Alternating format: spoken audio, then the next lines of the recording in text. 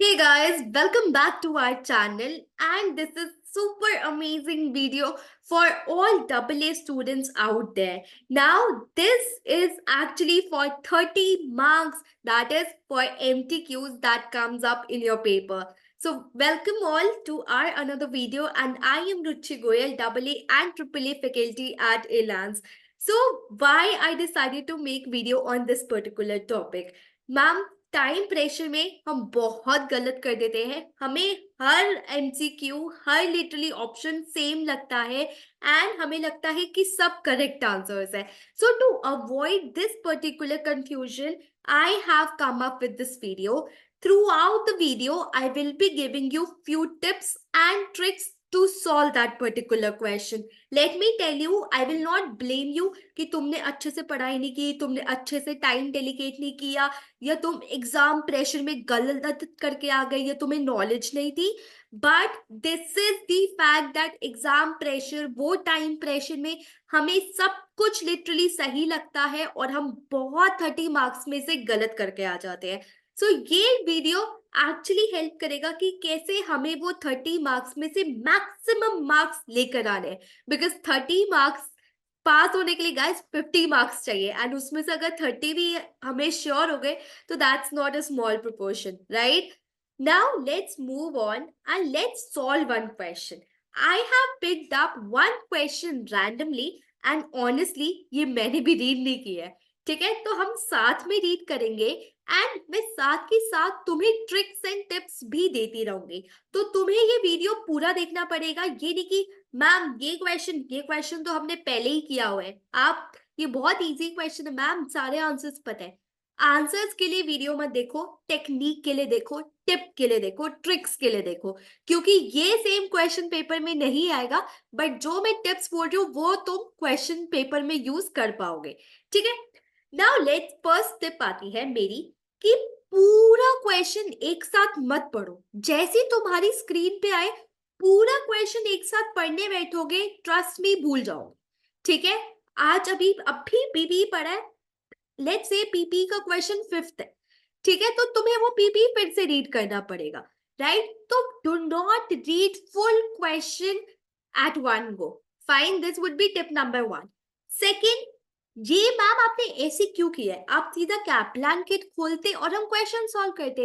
No, मैंने इसलिए ये सिनेरियो क्रिएट किया है ये एग्जाम की तरह, क्योंकि मैं तुम्हें दिखाना चाहती हूँ कैसे हमारे पास ऑप्शन होता है वो रीड करने का, राइट? कैसे you can just check out the question, you can go to the corresponding scenario and you can quickly answer it. Fine.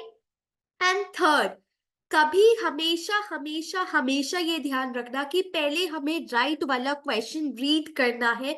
Because अगर तुमने प्रैक्टिस की है तो तुम्हें पता होगा आउट ऑफ 5 क्वेश्चंस कभी कभी 1 or 2 questions comes directly which are not even related to your case, right? So हमें उसके लिए सिनेरियो पढ़ने की नीड ही नहीं पड़ेगी। So make sure you are reading this particular side first and then you are moving on to the left. Now let's start with the question. So सबसे पहले हम क्या करेंगे? हम सबसे पहले मैम जैसे आपने बताया हम क्वेश्चन रीड करेंगे। हम क्वेश्चन बहुत अच्छे से रीड करेंगे। In exam pressure it is very common कि हम क्वेश्चन ध्यान से नहीं पढ़ते। मैम कैसी बातें कर रहे हो आप भी ना, मतलब बच्चों वाली बातें कर रहे हो। नहीं, ये बच्चों वाली बातें बिल्कुल नहीं है गाइस। Literally, exam pressure में it can happen that you actually read it till here, which two of the following work performed by the expert. तुम true पढ़ना भूल जाओ।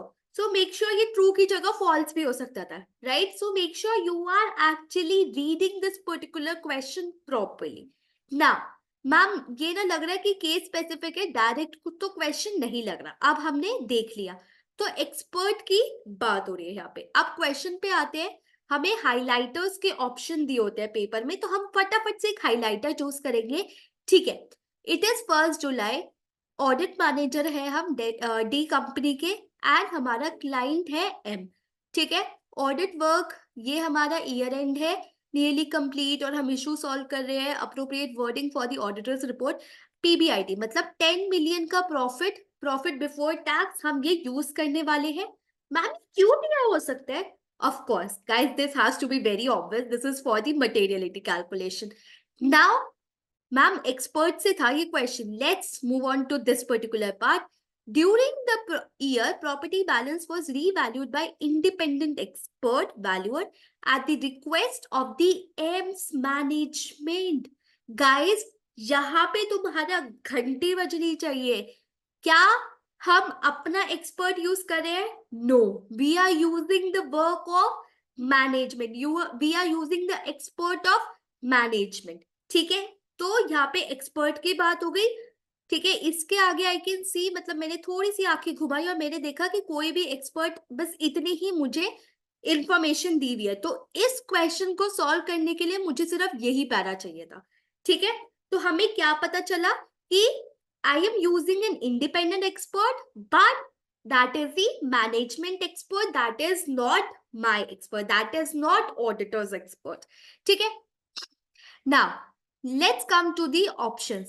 सबसे पहले DeFi company must consider the competence and objectivity. Obviously यार, अगर management ला रहा है, ठीक है, एक्सपर्ट, और even if it is my expert, I will consider his competence and objectivity. I will also assess the work. Obviously ऐसे तो नहीं होगा ना कि उसने कुछ भी कंक्लूजन निकाल के दिया और मैंने उस पर ट्रस्ट कर लिया. No, I will have to assess it, right?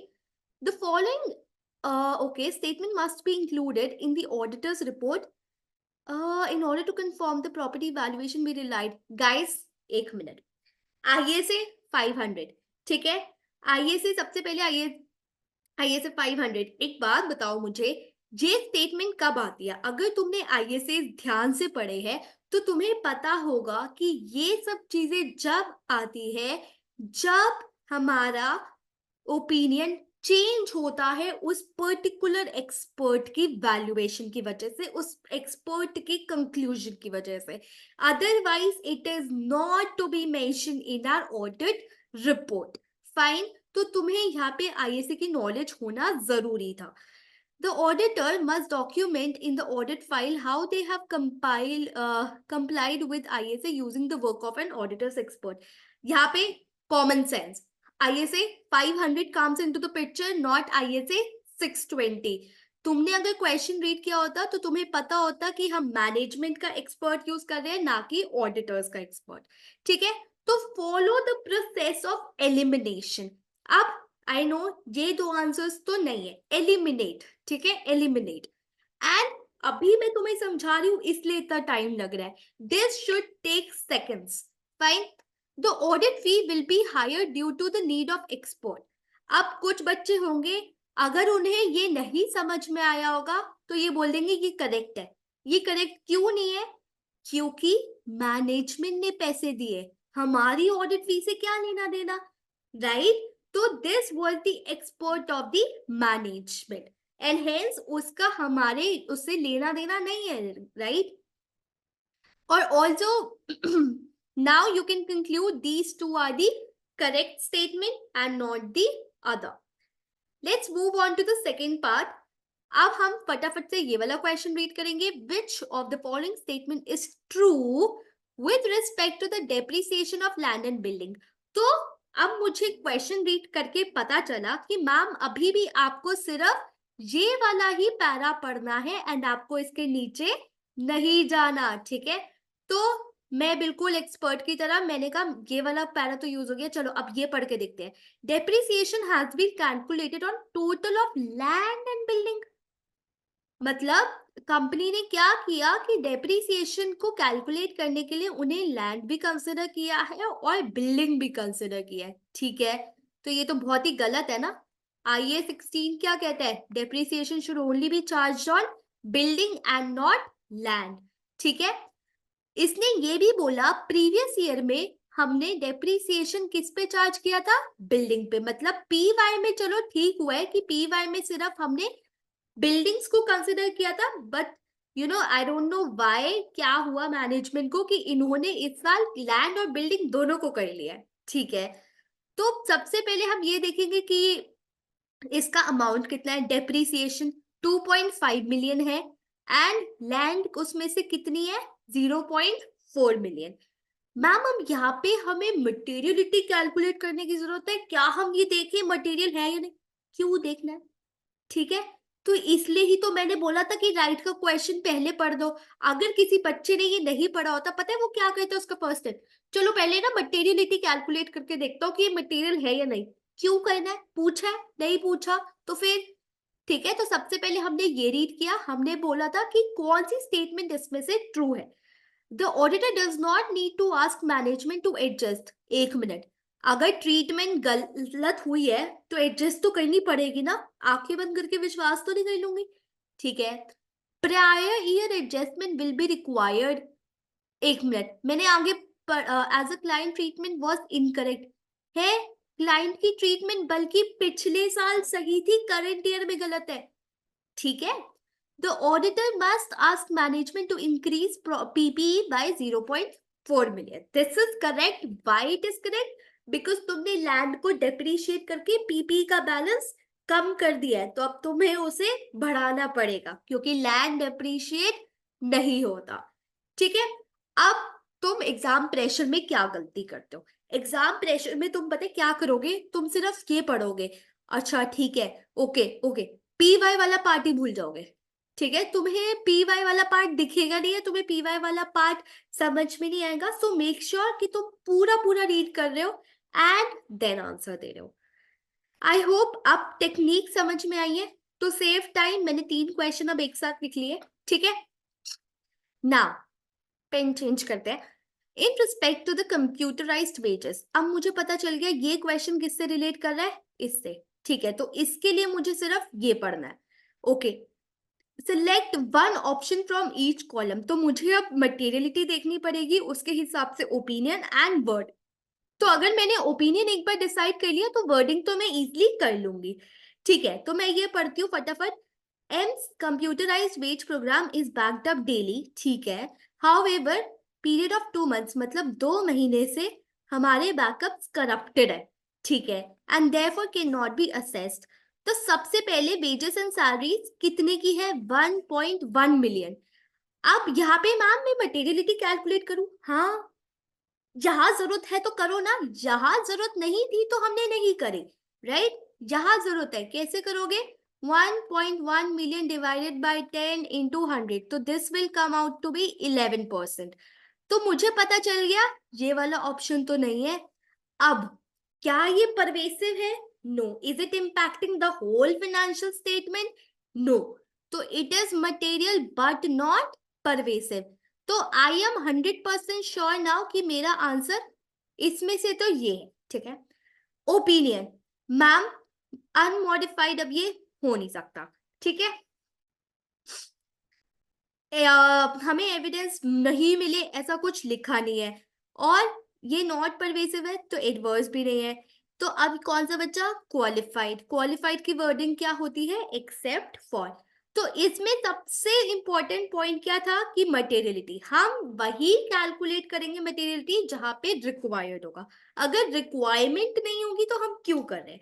तो this is a tip to save your time.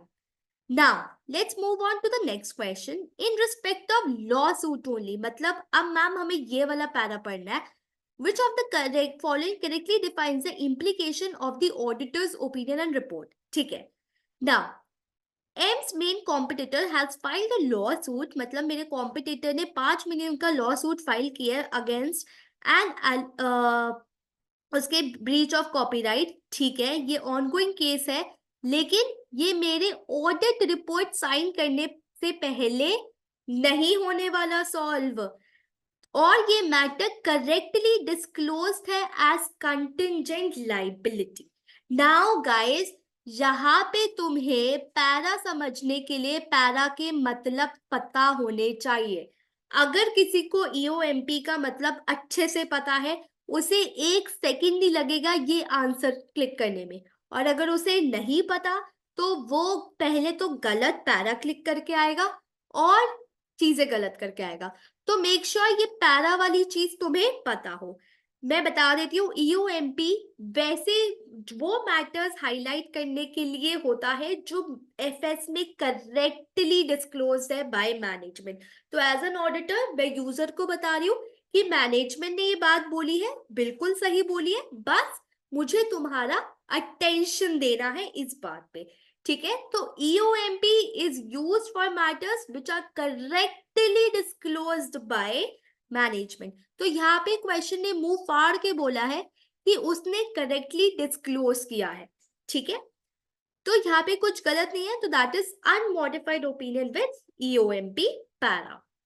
Now let's move on to the last question. Which of the following draft extracts for the auditor's report do not contain the correct wording as per ISA 700? Okay, तो मुझे ये बतानी है कि इन अच्छा extracts के लिए ma'am ये पैरा बचा है। अब इन तीनों में से किसकी वर्डिंग ठीक नहीं है, ठीक है। मुझे क्वेश्चन का पर्पस समझ में आ गया।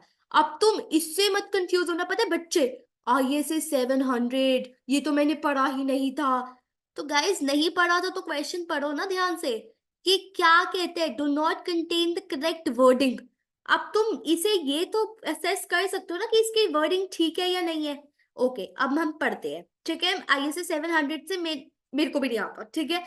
लेट्स से मुझे भी नहीं आता। अब मैं पढ़ती हूँ। We conducted our audit in accordance with the international standards on auditing applicable to this audit. अच्छा मुझे बताओ कि इसमें क्या गलत है। Tell me guys, what is wrong in this? Let me know in the comment section. Now, let me know in the comment section, तुम्हारे हिसाब से इसमें क्या गलत है। मैं बोल रही हूँ इसमें एक चीज गलत है। गाइस हमें सिर्फ यही लिखना था कि हमने अपना audit international standards of auditing के अकॉर्डिंग किया है। What do you mean by applicable to this audit? चाहे क्लाइंट ए हो, चाहे रिलायंस हो, चाहे बिरला हो, चाहे बोट हो, सब पे इंटरनेशनल स्टैंडर्ड्स ऑफ ऑडिटिंग, ठीक है। अगर वो UK के क्लाइंट्स है या, ठीक है। तो obviously applicable on this audit का क्या मतलब है? हमने हमारे audit in accordance with international standards on auditing किया है, simple. Our objective is to obtain maximum assurance. Guys, जहां घंटी बजनी चाहिए। मैक्सिमम अश्योरेंस क्या होता है? रीजनेबल अश्योरेंस होता है, ठीक है। Now, misstatements can arise from deliberate manipulation by management. एक मिनट, ये किसी चीज की डेफिनेशन लिखी हुई है, क्या है ये? फ्रॉड।